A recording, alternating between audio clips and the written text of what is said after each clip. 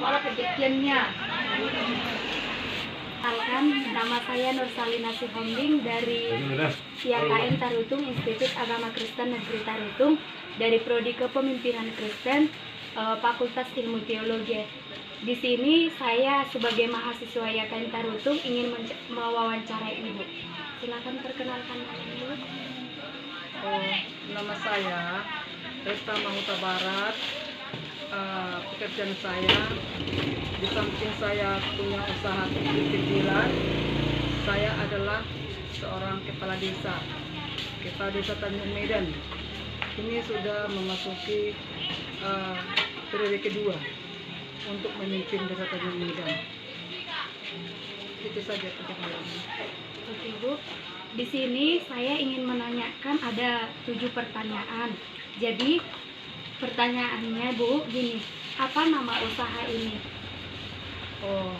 Nama usaha ini adalah saya pilih dengan Tantomat, karena saya rasa di Tantom ini belum ada yang berdiri sejenis pasar apa namanya, pasar mewah gitu. Jadi yang tadinya di sini adalah pasar tradisional. Jadi ini pertama kali berdiri di Tantom, Kecamatan Tantom ini adalah, makanya saya pilih Tantom Mart.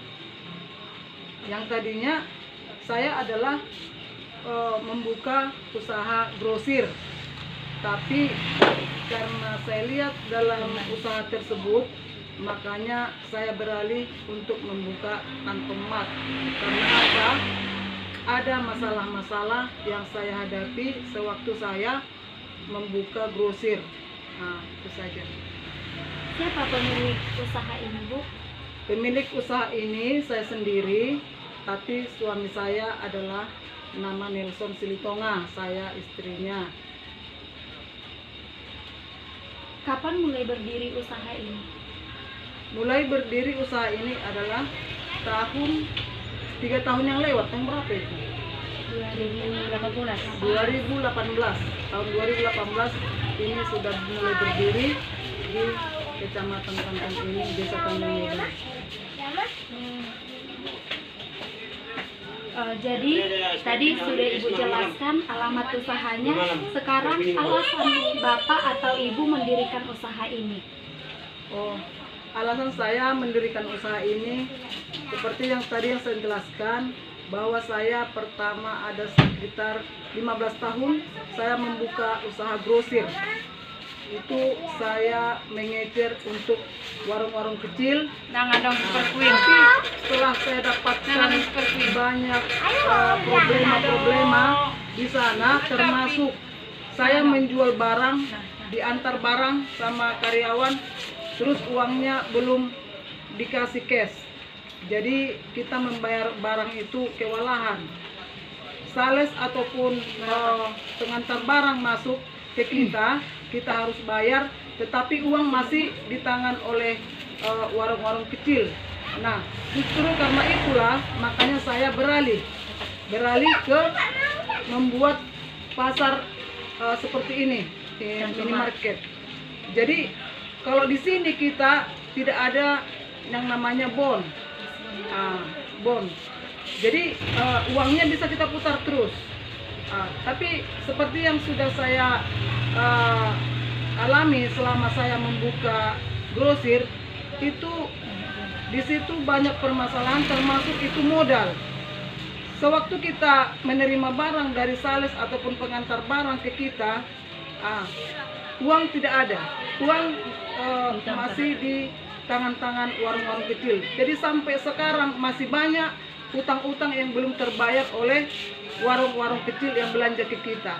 Jadi justru itulah makanya saya berpikir saya buka Indomaret minimarket ini supaya kita berubah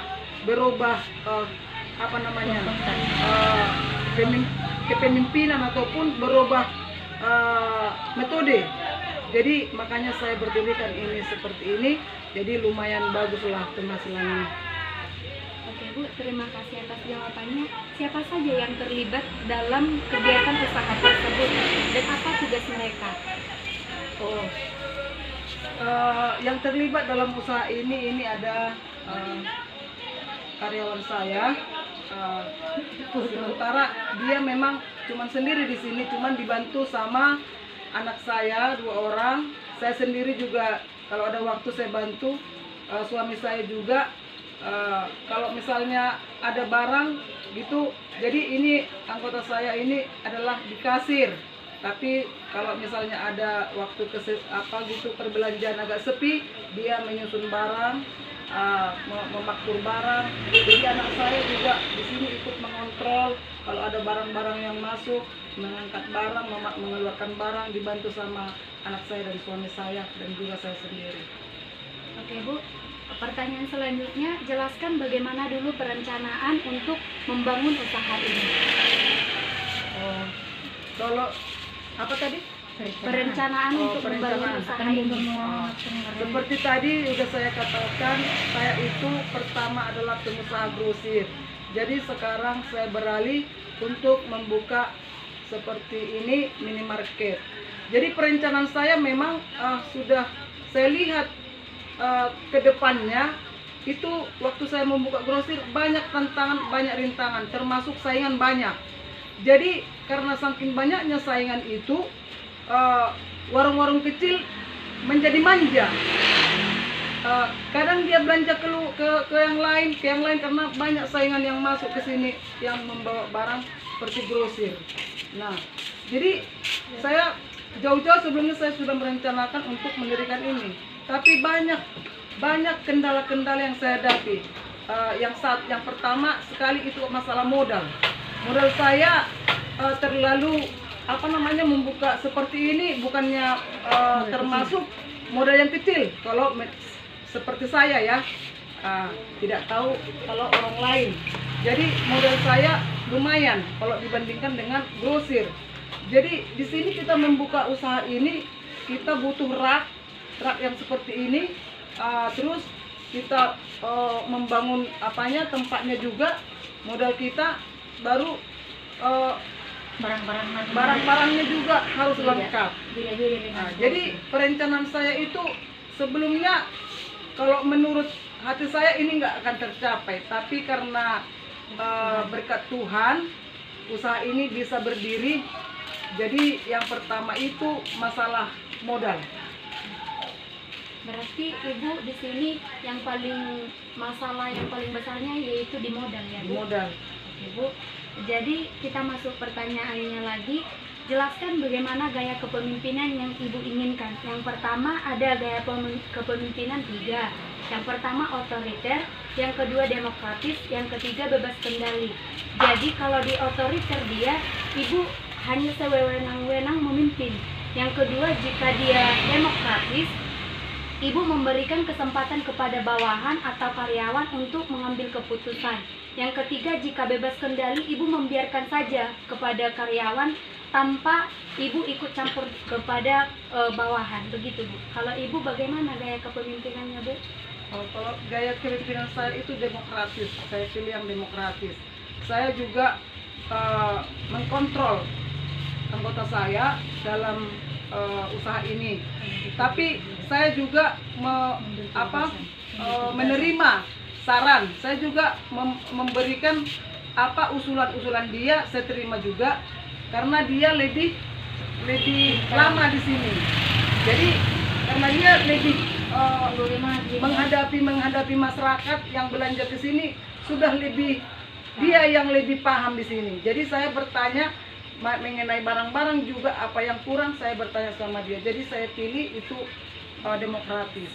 Ibu, yang keenam pertanyaannya, bagaimana cara mengatasi atau bagaimana misi kalian berkomunikasi dengan karyawan? Apakah melalui chat atau bot grup atau melalui telepon? Begitu. Yang sering kami lakoni itu mengenai hubungan kami dengan karyawan itu WA, teleponan.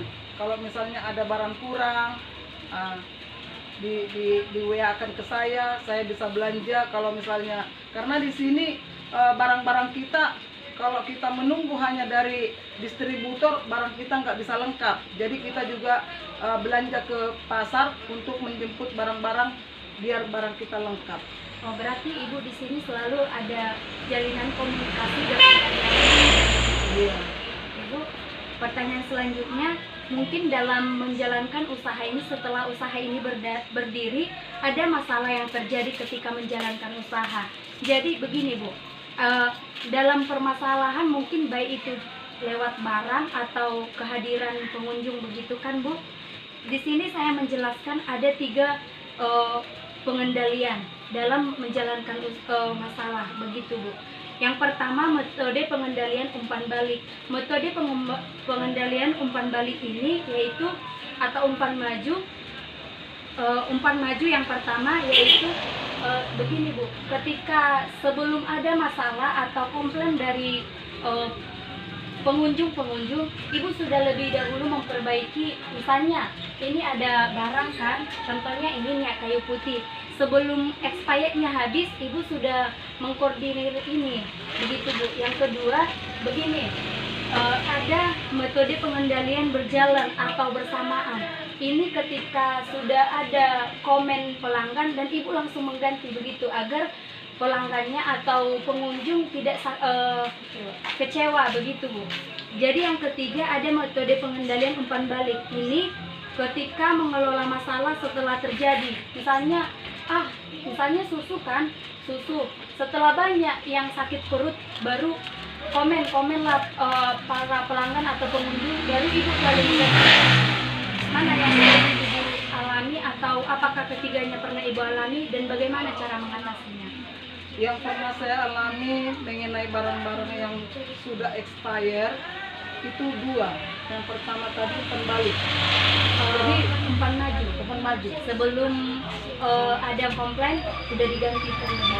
Kita juga sering melihat barang-barang kita apa yang sudah expire gitu, sampai tanggal berapa di expire. Sering kita periksa.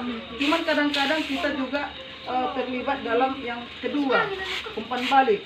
Kadang orang kita memang kita periksa, tapi kadang kita ada kesilapan bahwa barang kita itu sudah expire, tapi setelah pembeli komplain baru itu sudah expire kita ganti.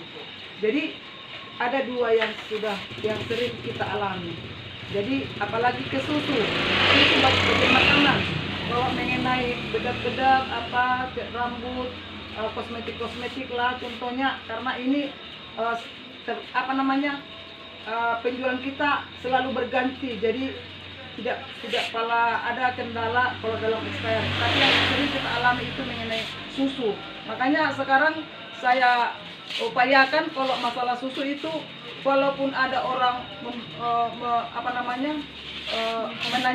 menanyakan susu, kalau misalnya di sini jarang yang mengkonsumsi susu itu, kami tidak belanjakan. Karena apa? Kami takut expired. Jadi yang kami jual di sini susu ataupun makanan yang lancar kita jual, supaya nggak terjadi itu expired gitu.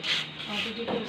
Oke, terima kasih Bu atas narasumber yang sudah menjelaskan bagaimana mulai dari cara mendirikan usaha yang baik, pemimpin yang baik. Ibu ini sudah menjelaskan tadi. Semoga lancar usahanya Bu, Tuhan memberkati dan Ibu selalu diberi kesehatan. Saya dari KM Tarutung mengucapkan terima kasih kepada Ibu sebagai Kades Tanjung Medan juga. Semoga pekerjaannya di Kades dan juga di masyarakat berjalan dengan baik dan usahanya ini semakin lancar. Terima kasih Bu. Amin. Maju YKN, sukses UKM.